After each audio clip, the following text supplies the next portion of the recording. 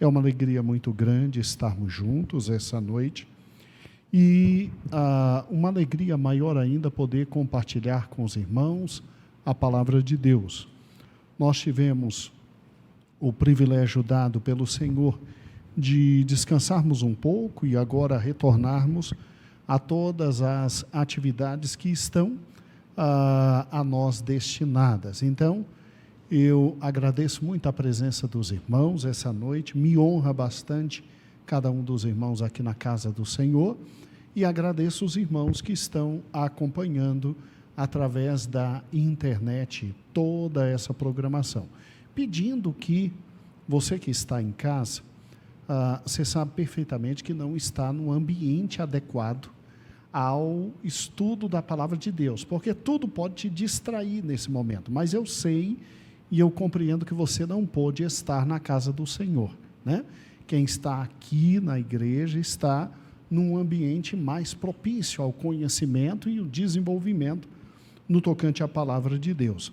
Mas nem por isso você deixará de aproveitar em seu lar exatamente tudo o que Deus tem para você. Eu só te peço um grande favor. Avisa todo mundo que esse é o momento de ouvir a palavra de Deus e chama todo mundo para sentar. Depois continua aquilo que vocês estão fazendo, meus amados irmãos, que em casa estão, tá bom? Vamos juntos então ao estudo dessa noite. Nós estamos aproveitando sexta-feira para aprofundar os conhecimentos que estão sendo dispensados no domingo de manhã.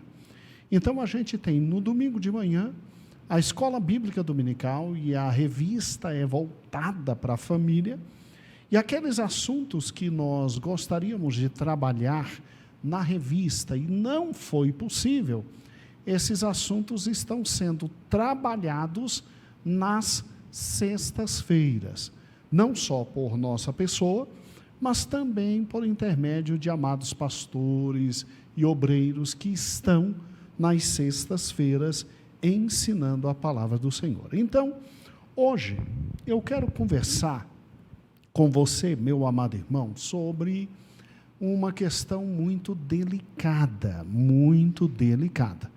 Você que é pai, você que é mãe, você que tem seus filhos, ou então você que está casado e já está pensando em ter seus filhos, ou então você que está namorando e nesse período de conhecimento está pensando em casar com a pessoa que está namorando e está pensando em ter seus filhos. Abra por gentileza no livro de 1 Samuel e já abra no capítulo 1. Nós vamos trabalhar no capítulo 1, 2, aqui está o centro do conhecimento que vamos ter essa noite. E a questão que vamos trabalhar, aquilo que vamos nos dedicar essa noite é o seguinte: e se meu filho quiser o ministério? E se meu filho for alguém chamado para um ministério? E se de repente meu filho desejar ser aquilo que hoje é, com certeza, uma posição muito difícil? E se meu filho quiser viver 24 horas da vida dele dedicado ao ministério, dedicado ao Senhor? Ou seja, e se meu filho desejar ser pastor, no período integral, e o pior, no Brasil. No Brasil. Essa terra que aparentemente, irmãos, é uma terra um tanto estranha e difícil de se existir, né? Amada por todos nós, mas bem estranha, bem estranha. Quando você visita outros países e você compara o nível civilizatório, você tem uma dimensão muito grande do Brasil Nessa última viagem, eu vi a minha esposa toda hora dizendo: Senhor, dá isso aqui para a gente. Senhor, concede isso aqui para a gente. Senhor, abençoa o Brasil com isso aqui. Senhor, abençoa o Brasil com aquilo ali. Toda vez que ela via um ponto em que o Brasil estava séculos, não é anos, séculos-luz atrás do local onde nós estávamos, ela sempre pedia: Senhor, dá isso para a gente no Brasil. Concede isso para o povo brasileiro. Tem misericórdia de nós. Faz isso com a gente também, né? E se você parar e pensar, hoje eu quero conversar com você sobre ser pastor. Um pouquinho sobre o que é ser pastor. Amados irmãos, quando Paulo diz que aquele que almeja o ministério, ele almeja algo que há de mais sagrado, e de mais fantástico, e de mais profundo, e de mais lindo, Paulo sabia o que estava falando. Por quê? Vamos juntos. Eu quero começar com um raciocínio extremamente simples. Você já parou e pensou qual foi o motivo pelo qual Salomão não pediu riqueza e foi o homem mais rico do mundo? Você já pensou por que Salomão não pediu prosperidade, foi o homem mais próspero do mundo? Você já pensou por que Salomão não pediu poder e foi o homem mais poderoso na sua época?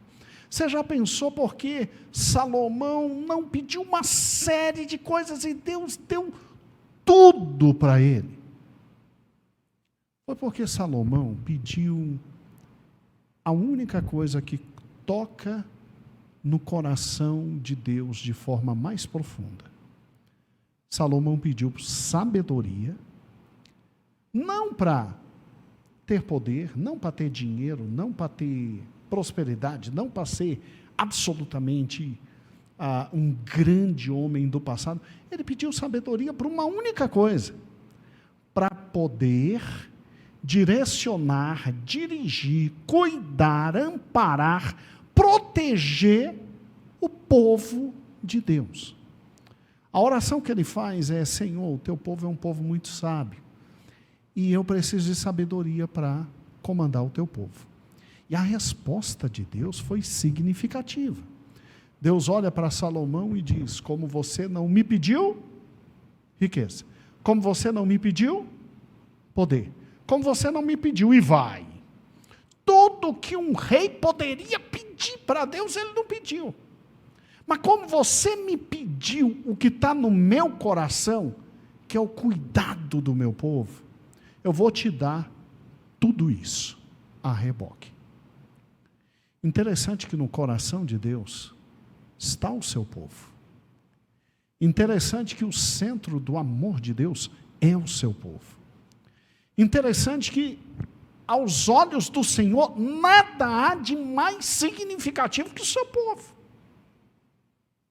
Mesmo no Velho Testamento, diante de traições tremendas, e Oséias chega a dizer que Deus deu carta de divórcio ao seu povo.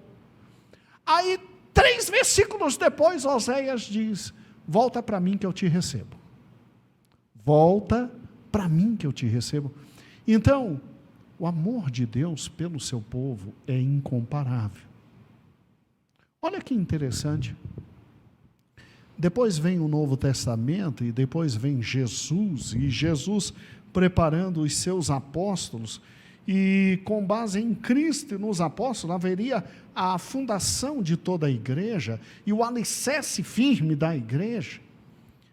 Olha que interessante. Na pergunta mais profunda e difícil de um ser responder, que é outrem olhando para ele e dizendo: tu me amas? E olha que responder para Jesus: tu me amas? É mais sério ainda, porque ele conhece o nosso coração. Pedro 3 vezes diz: tu sabes de todas as coisas, tu conheces, tu sabes que eu te amo. E Jesus, ele diz: então tá bom, apacenta os meus cordeirinhos. Qual é a prova maior de que alguém ama o Senhor? Quando alguém cuida de quem o Senhor mais ama, dos cordeirinhos dele. É lógico que o cuidado pela igreja do Senhor tem grandes dimensões. Começa na dimensão pessoal, no fato de eu olhar para o meu irmão e entender as necessidades, dificuldades, limitações, problemas dele e de alguma forma tentar ajudá-lo. Também fazendo entender a ele que eu sou limitado. Então Deus nos colocou uns aos outros, cuidando-nos de todos nós, para benefício do povo de Deus. Segundo lugar, Deus coloca líderes para que o povo dele seja cuidado num ângulo muito maior. E daí Deus chama alguns líderes de diáconos e diz: vocês vão lutar para que esse povo não passe fome, para que esse povo tenha suas necessidades vitais básicas absolutamente reconhecidas e protegidas.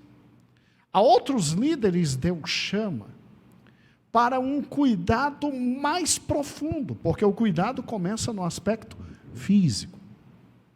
Do aspecto físico vai para o aspecto existencial. E do aspecto existencial, o cuidado vai para o aspecto mais profundo que existe, que é o aspecto espiritual. Aí Deus chama mestres, Deus chama doutores, Deus chama pastores, Deus chama apóstolos. E os apóstolos fizeram a função dele, tanto é que hoje não há mais apóstolos, mas os demais encarregados espirituais, com dons espirituais, esses todos existem para o cuidado do povo de Deus. A Bíblia chega a dizer que Deus presenteou a igreja com que nenhuma outra instituição tem e possui, que são os dons espirituais. Ninguém mais tem dons espirituais senão a igreja, senão cada um de nós. E Deus presenteou a igreja com os dons espirituais para que o povo dele fosse cuidado. E numa dimensão mais ampla ainda, o próprio Deus está no meio do seu povo. Cristo, o Pai e o Espírito cuidando do seu povo. Significa então que se o próprio Deus está no meio do seu povo, cuidando do seu povo, nós que temos a função de cuidar um dos outros, nós temos então, na verdade, é um privilégio, uma honra, uma dádiva. Não é só peso, não é só encargo, não é só sofrimento, é privilégio. E daí um problema muito sério. O fato da Bíblia dizer: quem sabe fazer o bem e não faz, fique tranquilo, vai responder diante de mim. Vai responder diante de mim. Então, quando a gente olha e que a gente vê que a igreja do Senhor, a obra é do Senhor, Ele escolhe os seus obreiros, Ele distribui os dons, Ele abençoa a igreja com bênçãos espirituais nas regiões celestiais. Aí a gente começa a entender que se nossos filhos um dia desejarem não serem médicos, advogados, eletricistas, engenheiros, se nossos filhos não desejarem ser professores, se nossos filhos não desejarem se dedicar e serem policiais, bombeiros militares, servidores públicos, empresários, e se houver no coração dos nossos filhos o desejo absoluto de se dedicarem ao cuidado do povo de Deus. Escute, meu irmão e minha irmã, você que tem o seu filho vocacionado ao evangelho, vocacionado ao ministério, e você que sabe que o menino nasceu para estar 24 horas dentro da igreja, cuidando do povo de Deus, escute, ele estará no local mais seguro do mundo, porque a palavra do Senhor diz que o próprio Senhor edificou a igreja e as portas do inferno não prevalecem. Ele estará com o patrão mais justo, sincero, amoroso e bondoso do mundo, porque quem cuidará dele é o Senhor, que ao mesmo tempo é patrão, é Deus, é pastor, é amigo, é pai e é Senhor. E ele não terá falta de absolutamente nada. Por quê? Porque há um cuidado especial do Senhor Deus por aqueles que, ouvindo o seu chamado, se preparam, se dedicam para cuidar, proteger, amar, se dedicar exatamente àquilo que toca no coração do Senhor, que é a sua casa. E eu quero, esta noite, te dar um exemplo muito interessante. Você conhece perfeitamente a história de Samuel. Sim, abra agora, por gentileza, o primeiro livro de Samuel, no seu capítulo 1, e entenda, por gentileza, que aqui você tem toda uma história conhecida por todos nós. Você tem Eucana, que tem 2 esposas, ama sua esposa Ana de forma inevitavelmente grande, ama muito mais do que a outra esposa, dava o dobro de presentes, tentava fasciná-la de todas as formas. Quando ia adorar o Senhor por suas esposas, era o dobro de tudo que ele dava por Ana, só que Ana não tinha filhos.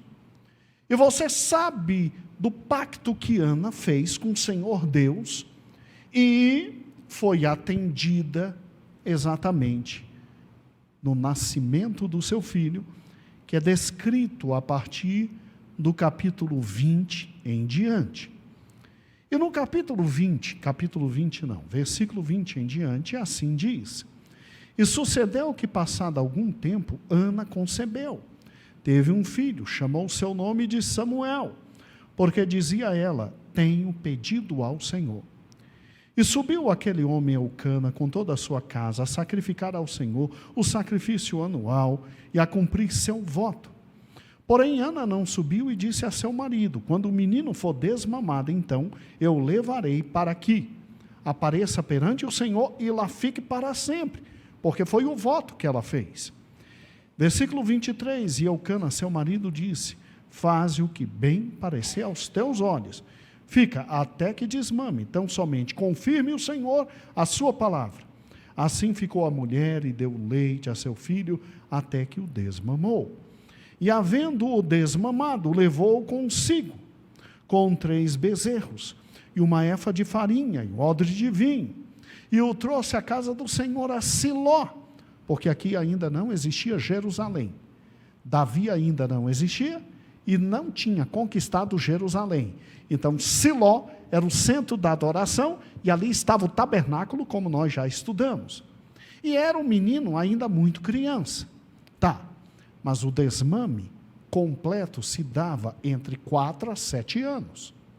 Muitos dizem que Samuel aqui tinha 7 anos. E degolaram um bezerro e trouxeram o menino a Eli.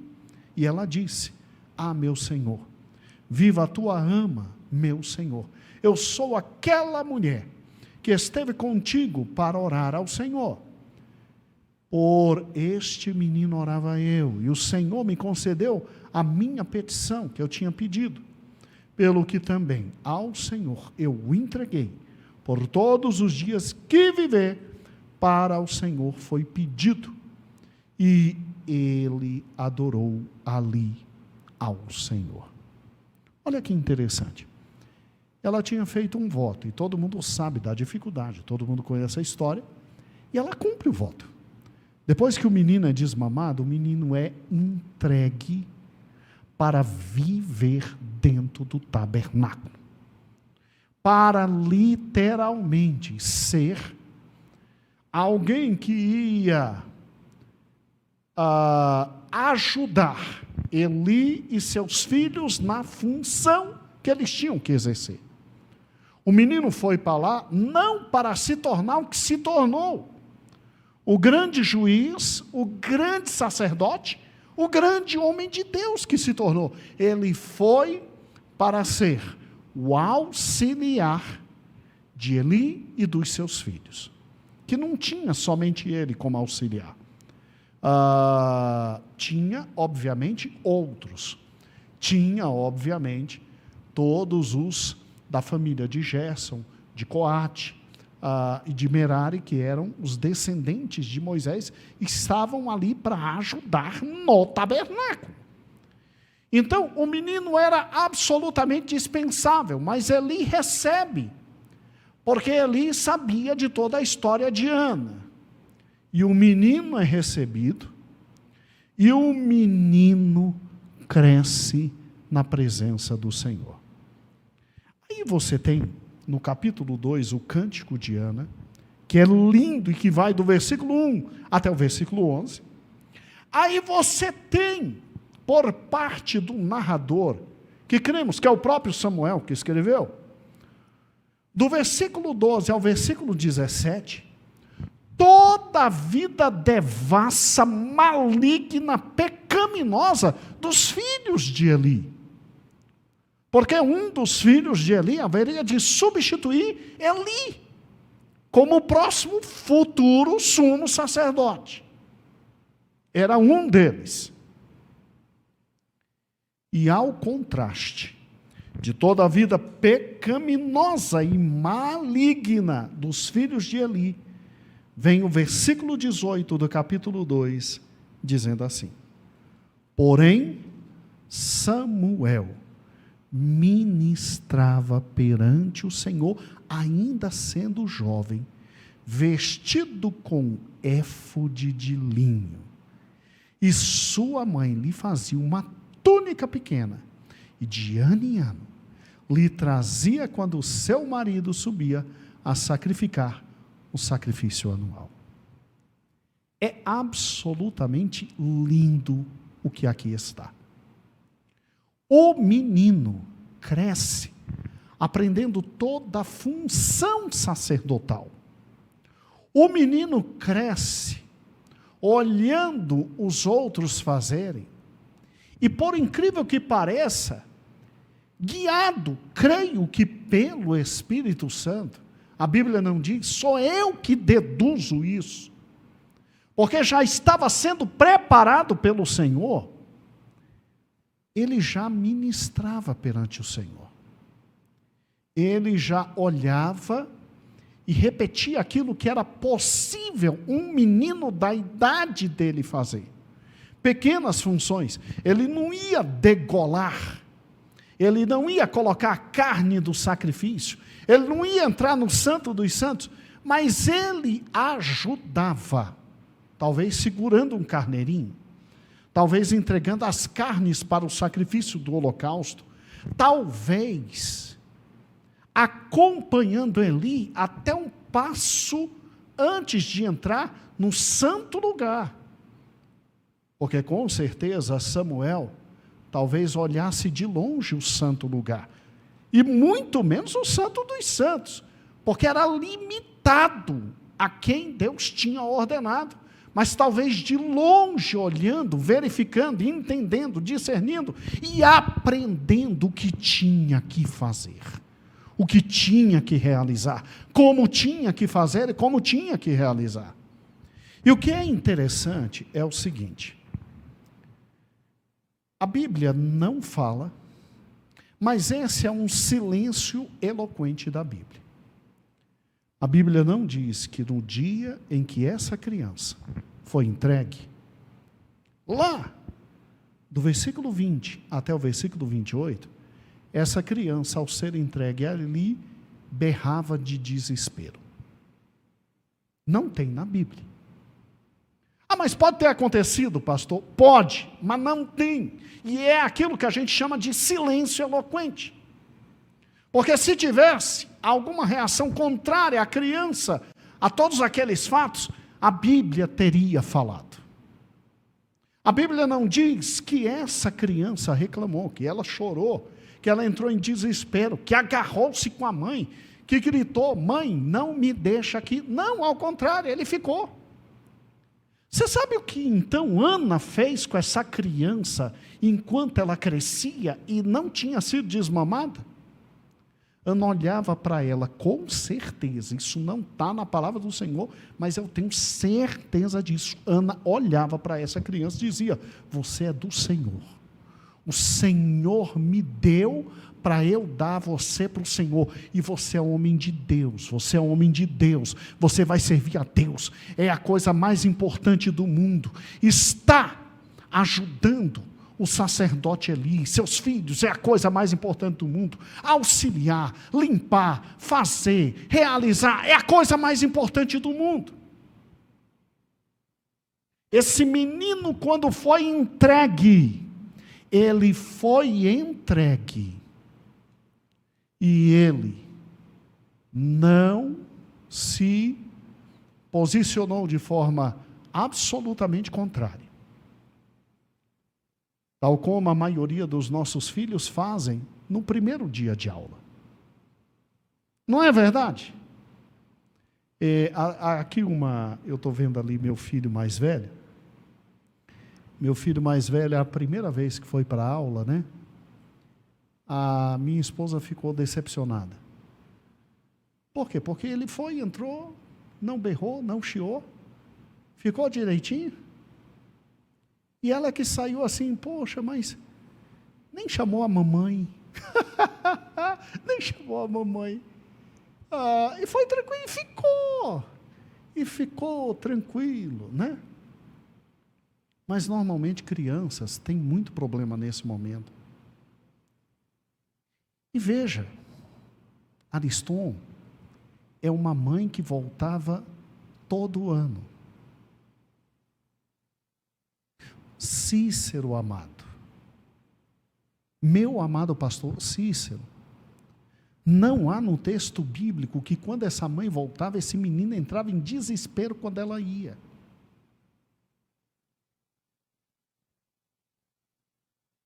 Parece que havia uma consciência nele, e que não foi criada por ele, foi criada por Ana.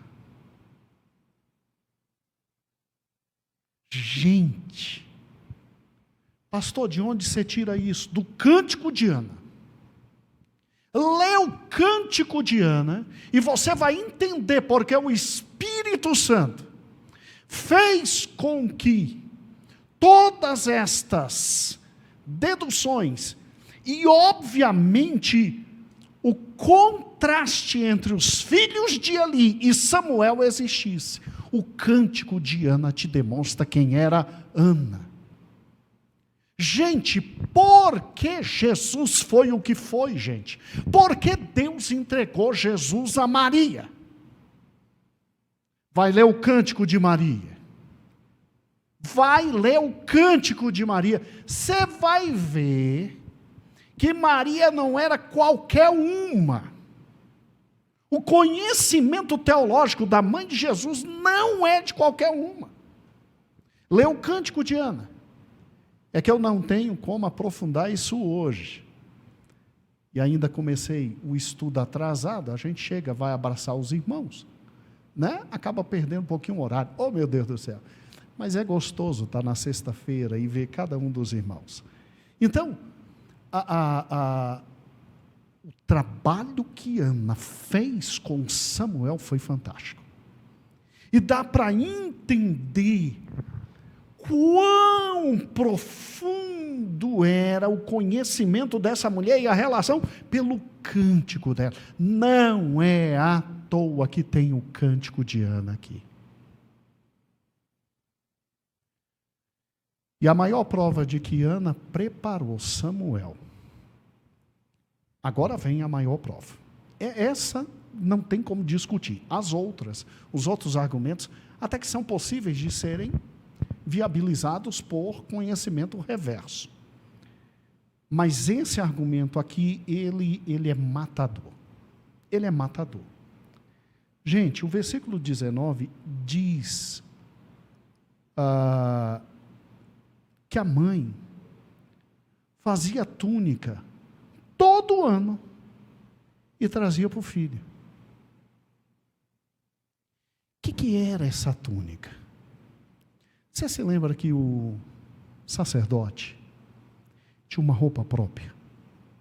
E que o sumo sacerdote tinha uma roupa própria?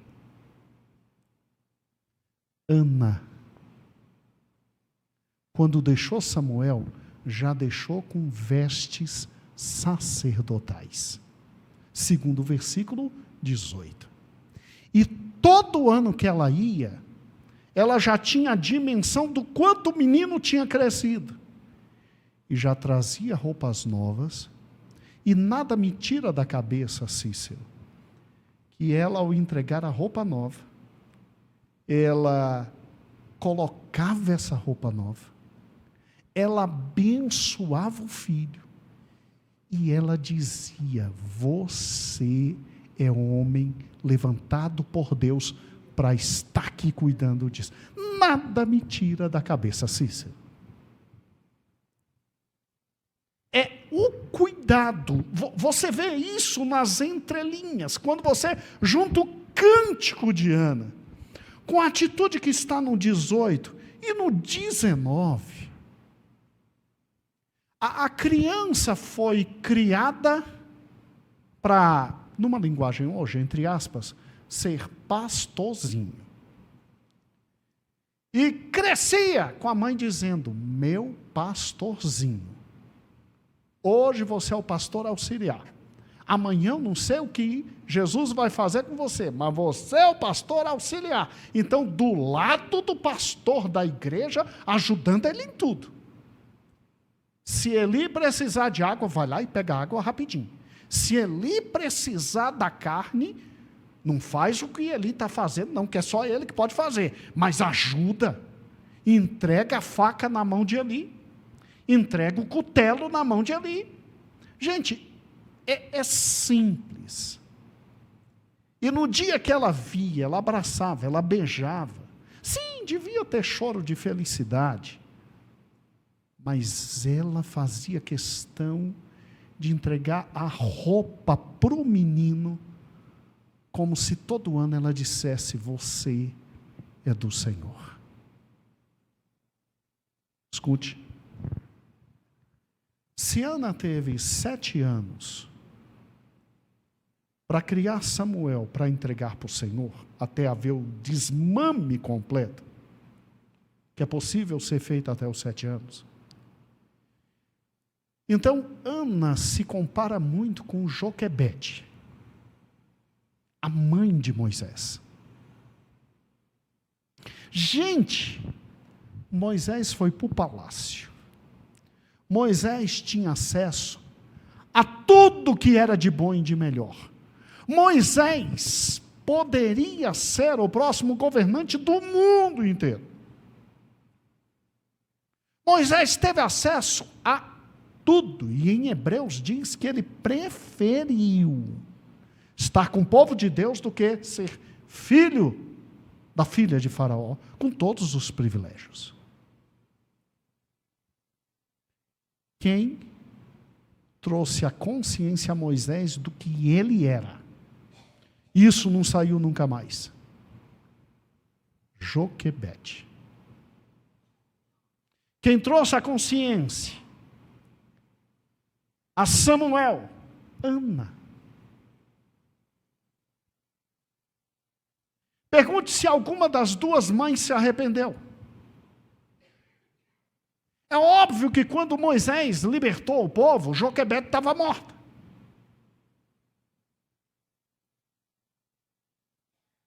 É óbvio que Ana também provavelmente morta estaria quando o seu filho se tornou o grande juiz de Israel e o homem que retirou Israel do tribalismo para levá-la à monarquia. E que não deixou as coisas acabarem com o primeiro monarca complicadíssimo. Até que chegou Davi. Mas se elas estivessem vivas, eu duvido que elas teriam se arrependido. Eu duvido que teriam se arrependido. Hoje me dói muito no coração quando eu vejo mães dizendo: Deus me livre e guarde do meu filho querer se envolver com algo relacionado à igreja. E eu já ouvi isso, não foram de poucas mães. Me dói no coração de simplesmente você ver novos casais se juntando. E eles projetam tudo. Menos estar na casa do Senhor, menos ajudar, menos amparar os grupos que mais precisam. Sério. É incrível como hoje, se um filho teu disser, ou filho de muitos disser: pai, eu quero ir para um seminário, eu quero ser pastor, ele é capaz de apanhar em casa. Eu quero ser missionário, eu quero trabalhar no campo. Pai, já imaginou eu levando a palavra do Senhor e me matarem no campo e eu subir aos céus, depois de ter pregado a palavra do Senhor? Meu Deus do céu.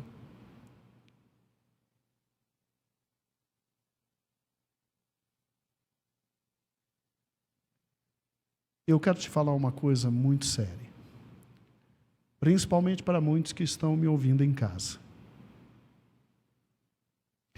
Rejeite a casa do Senhor. Rejeite o Senhor da casa. Rejeite o povo do Senhor. Você estará tocando no coração do Senhor. A Bíblia diz que Deus, assim, odeia 7 coisas. Mas a última, além de odiar, ele abomina. É quem coloca intriga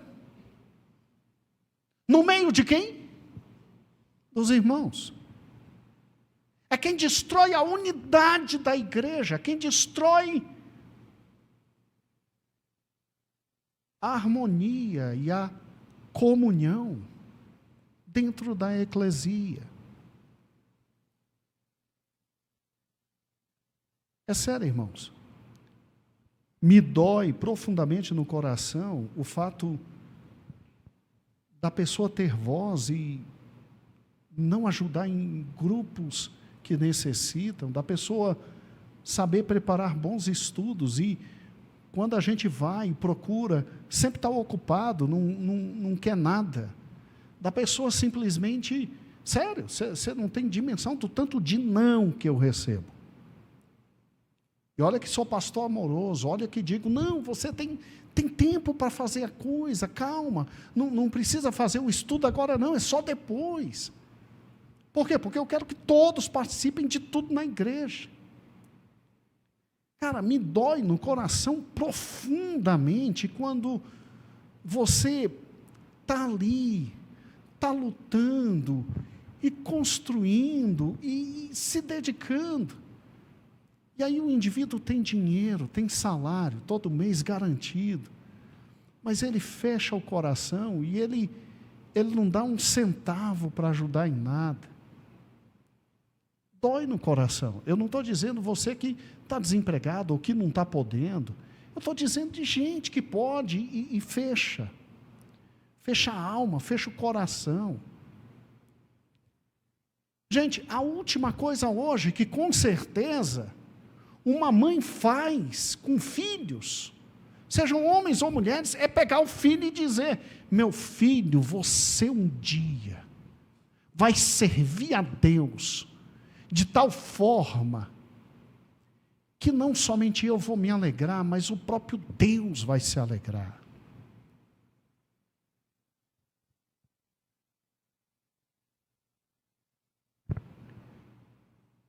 Irmãos, Ana era uma mulher tão elevada, em todos os sentidos, que ela fez o que ela não podia fazer. Ela fez um voto sem antes consultar o marido. O marido fechou o voto com ela.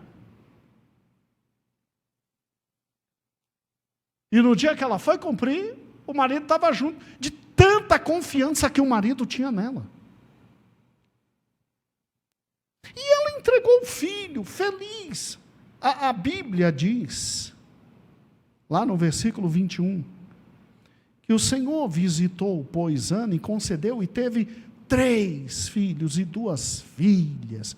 E o jovem Samuel crescia diante do Senhor. Ana teve 5 filhos. Eu duvido se Ana não ensinou aos 5 filhos tudo que ensinou para Samuel. E ensinou. É óbvio que ensinou. É mãe que ama. Não são todos os nossos filhos que serão ministros do Senhor na casa do Senhor. Mas aqueles que o Senhor desejar.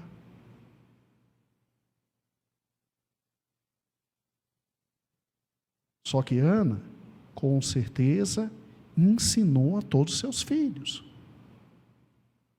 Todos. Tanto é que Samuel não teve as mesmas dificuldades que Jesus teve. Você já encontrou na Bíblia que algum dos irmãos de Samuel, de alguma forma, dificultou o ministério de Samuel? Irmãos, estou falando para os irmãos, eu procurei. Às vezes eu leio a Bíblia inteira só para achar uma coisa. É engraçado isso, a gente ama a palavra do Senhor. Aí vem uma dúvida, a gente diz, não, isso não tem. Mas não vou falar para o povo que não tem. Se tem, eu vou passar vergonha. Deixa eu ler a Bíblia inteira para não passar vergonha. Aí você dá uma olhada rápida de cabo a rabo, não tem. Mas Jesus, ao que parece dos estudos que a gente recebeu do papai, me lembro perfeitamente o papai ensinando isso, os irmãos de Jesus passaram a crer em Jesus, foi depois da ressurreição. De vez em quando criticavam ele, de vez em quando diziam, rapaz, cuidado quando você for na festa lá em Jerusalém, está no início do livro de Lucas, cuidado quando você descer, Lucas ou Marcos, cuidado quando você descer, abre o olho, o pessoal não está muito bem com você, e E a vez que Maria e os seus filhos vieram para falar com Jesus, o tom daquele texto é de que talvez quisessem repreender Jesus. Tanto é que Jesus disse: não, minha família está aqui. É o tom que os intérpretes dão.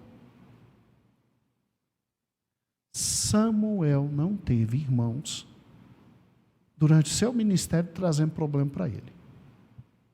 Porque se tivesse, o Senhor tinha dito. Olha que mulher é Ana, gente. Sério. Depois leia o cântico de Ana, você vai ver quem é Ana. Você vai ver quem é Ana.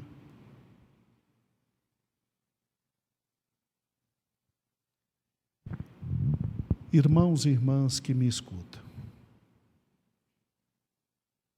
como vosso pastor, eu quero que fique no vosso coração o seguinte: o que há de mais precioso para o meu Deus é quando eu me dedico em amor ao seu povo, à comunhão e à vida do seu povo. Segundo lugar, meus filhos são para Cristo. Meus netos são para Cristo.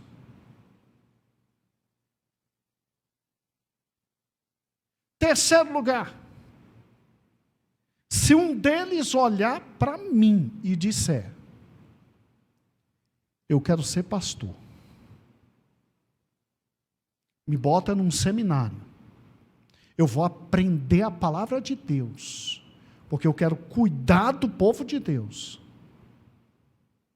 Eu quero que você não se esqueça que o seu filho está entrando no trabalho mais seguro do mundo. Terá o patrão mais sério, justo, bondoso e honesto do mundo. E o seu filho está entrando na única empreitada de trabalho em que ele sempre será mais do que vencedor.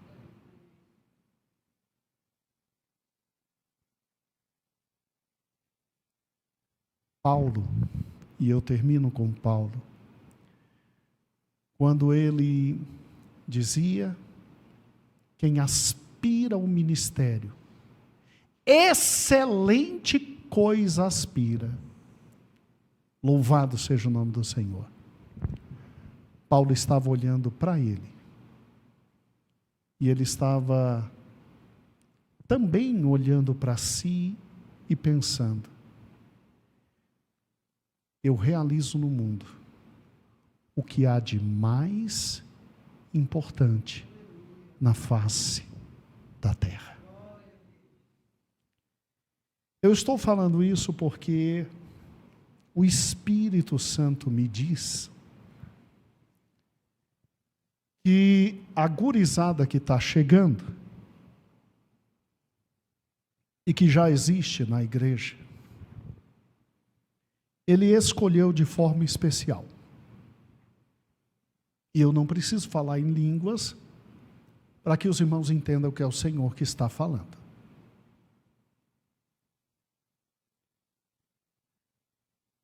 A criançada desta igreja, que já temos e que chegou, são escolhidos pelo Senhor.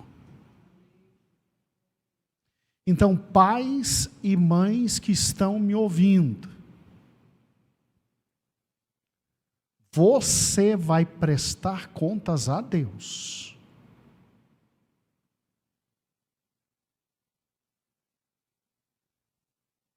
Responda para mim a primeira questão. Você incentiva seus filhos a estarem em todas as atividades da igreja, ou você é o primeiro a que eles não estejam aqui?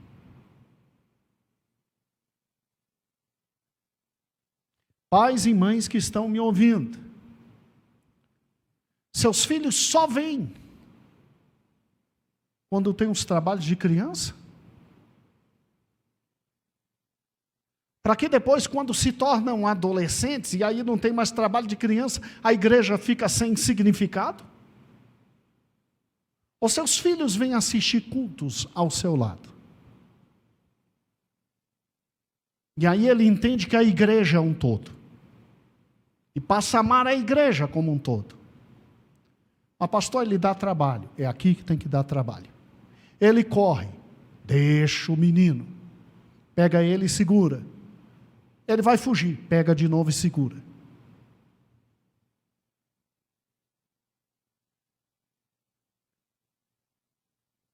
E a pergunta mais difícil. Você tem a coragem de só trazer seu filho e deixar? Ensinando a ele que igreja é coisa de criança, porque ele vê você indo embora, então quer dizer, quando cresce, não precisa de mais nada na igreja?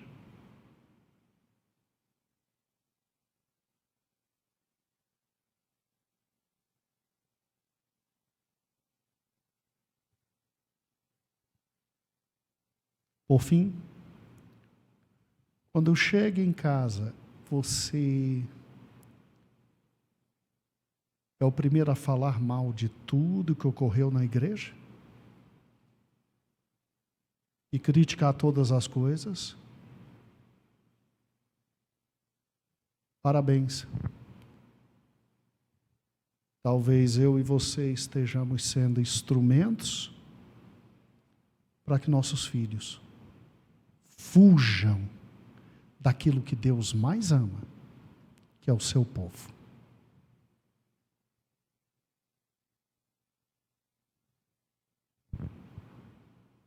Senhor meu Deus, muito obrigado pela tua palavra. Muito obrigado pelo teu amor. Ah, Senhor, como nós estamos aprendendo no início desse ano sobre família, criação. Muito obrigado, ó Deus, pelo discernimento que tu estás nos dando. Muito obrigado pela graça que tu estás nos fornecendo. Muito obrigado, Senhor, porque não só no domingo, mas também a cada sexta-feira, Senhor, tu falas ao nosso coração. E, Senhor, quão rico está sendo a nossa leitura bíblica no livro de Salmos. Como tu estás falando conosco, como tu estás, ó Deus, usando os teus servos para que possamos crescer. Senhor, a quem muito é dado, muito é requerido. Esse povo está sendo alimentado com seriedade, esse povo está sendo alimentado com amor, esse povo está sendo alimentado com generosidade, tem comida farta, Deus, quanta comida farta. Todos os amados obreiros que aqui chegam, Senhor, se preparam para trazer a tua palavra com sinceridade, com amor, com graça, com vontade, com desejo. Mas, Senhor, nós seremos requeridos, porque a quem mais é dado, mais é requerido. Ajuda-nos, Senhor, a fazer com que nossos filhos amem a tua casa, amem o teu povo, amem os trabalhos. Ajuda-nos, Senhor, a fazer com que nossos filhos olhem para os trabalhos que estão difíceis, caindo, e ao invés de humilhá-los, ultrajá-los, que eles possam ajudar, Deus, ajudar. Porque às vezes, Senhor, aqueles que estão ainda fazendo, estão como Moisés, com os braços cansados, precisando só de Arão e de Ur, para que a bênção se complete. Ajuda-nos acima de tudo a não fomentar dentro dos nossos lares os comentários malignos, enganosos, ultrajantes, que venha dividir a tua casa. Dá-nos o espírito de Ana. Que, Senhor, desde que o menino vem, já é teu. Que incentiva o filho a estar na tua presença. Que faz roupas, como que dizendo, você está crescendo e você é do Senhor. Ajuda-nos nisso. Ajuda-nos a cercar nossos filhos de tudo que eles precisam para te servir. E aqueles, Senhor, que o Senhor destinar para estar na frente do teu povo, Deus, em qualquer das igrejas, em qualquer lugar, inclusive fora daqui, Deus, usa-nos como pais que preparem nossos filhos para o que há de mais lindo, importante e profundo, que é o sagrado ministério. Porque não há nada mais excelente que o ministério. Bendito és tu. Nós te amamos. Obrigado, ó Cristo amado. Amém e amém. Como Deus é bom, né, irmãos? E eterna a sua misericórdia. Então, na sexta-feira a gente está colocando as lições que não deu tempo de colocar durante a semana. Ou, durante a semana na revista, porque não dá para colocar tudo que a gente quer, né? Irmãos, vamos louvar a Deus